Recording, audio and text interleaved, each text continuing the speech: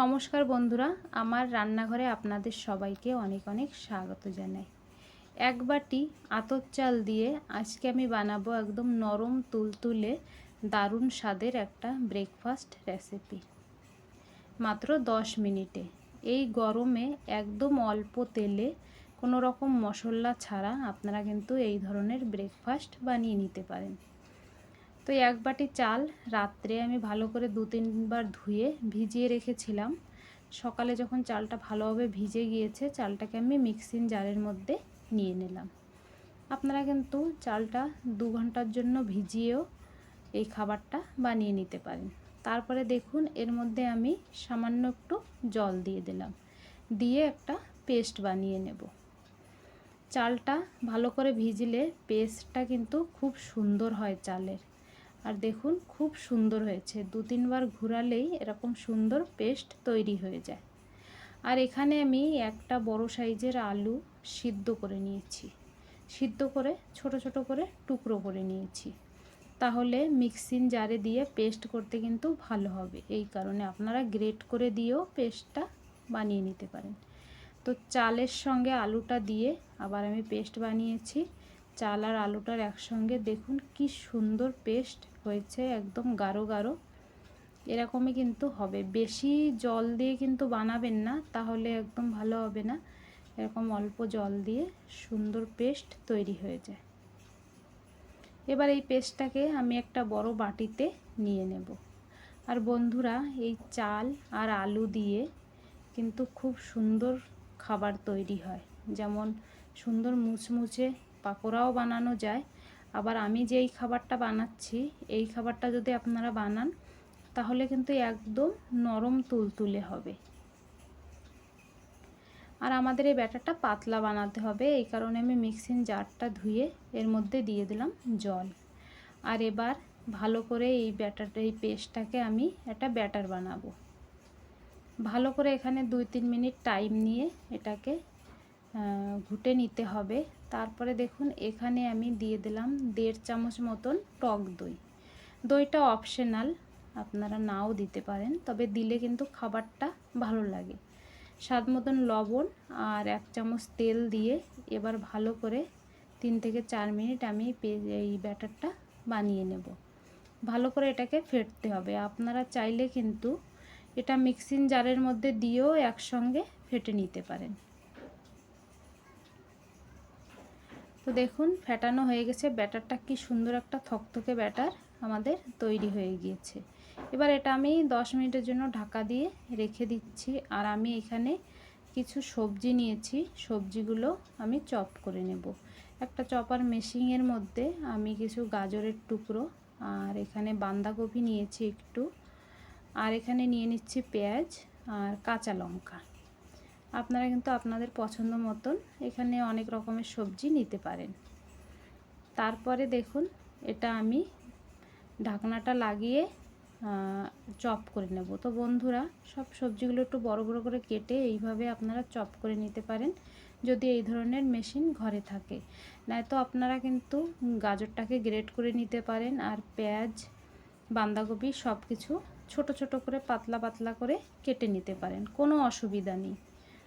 যেইভাবেই আপনারা বানাবেন, খাবারটা খেতে একই টেস্ট হবে।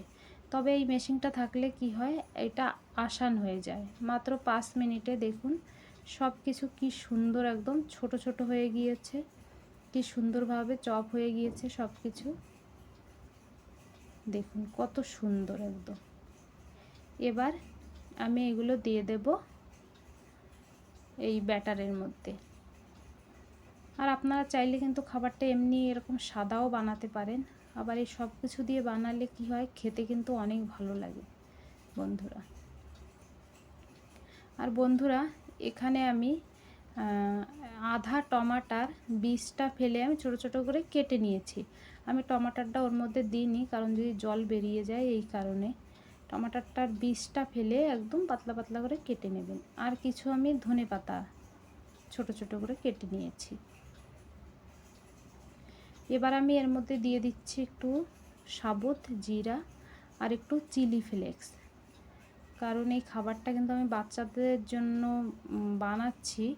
তবে কাঁচা লঙ্কাটা যা দিয়েছি আমি ভাবলাম যে বেশি ঝাল হবে না, এই কারণে একটু চিলি ফ্লেক্স দেওয়া, এটা অপশনাল, না দিলেও চলবে।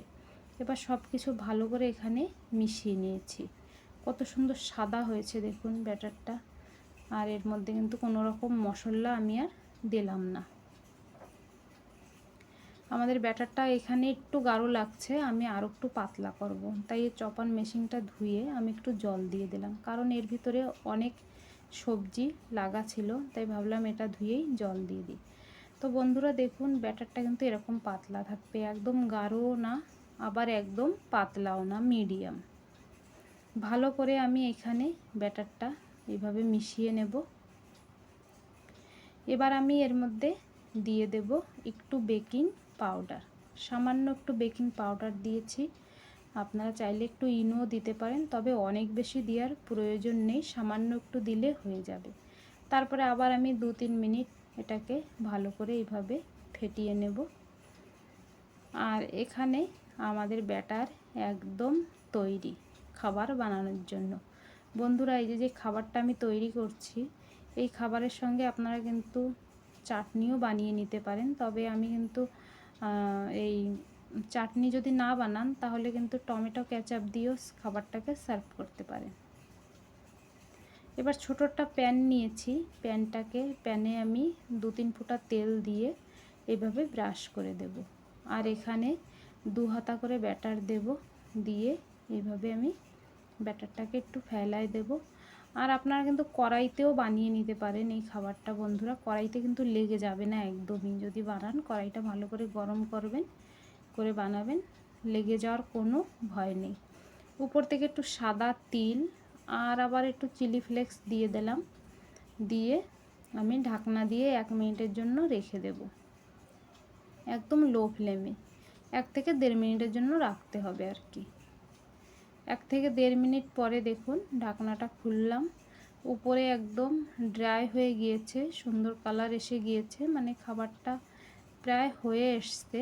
এবার আবার 1-2 ফোঁটা তেল দিয়ে আমি উপরে এইভাবে ব্রাশটা করে নেব।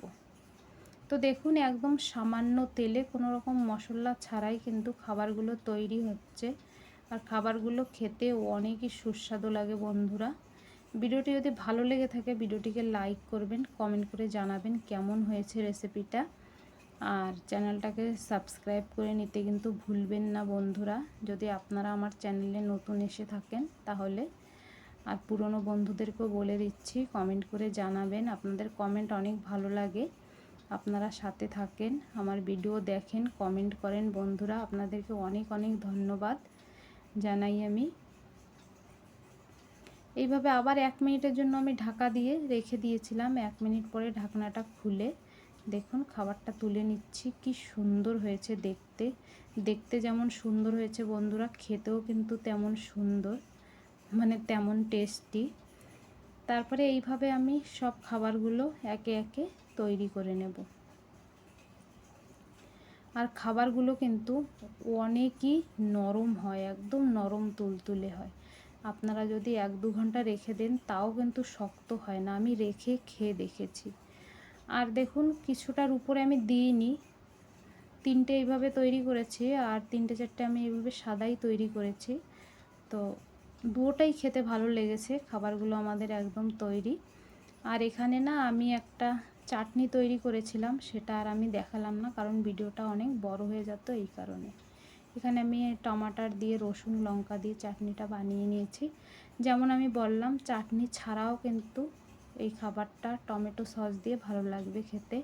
আর কতটা নরম আপনারা দেখুন, একদম নরম তুলতুলে, মুখে দিলেই মিশে যাচ্ছে। ঘরে যদি বয়স্ক লোক থাকে তারাও কিন্তু খুব সহজভাবে খেতে পারবে বন্ধুরা খাবারটা। আপনারা এই খাবারটা বানিয়ে বাচ্চাদের স্কুলের টিফিন লাঞ্চেও কিন্তু দিতে পারেন। তো বন্ধুরা আজকের মতন এই পর্যন্ত, দেখা হচ্ছে আগের ভিডিওয়।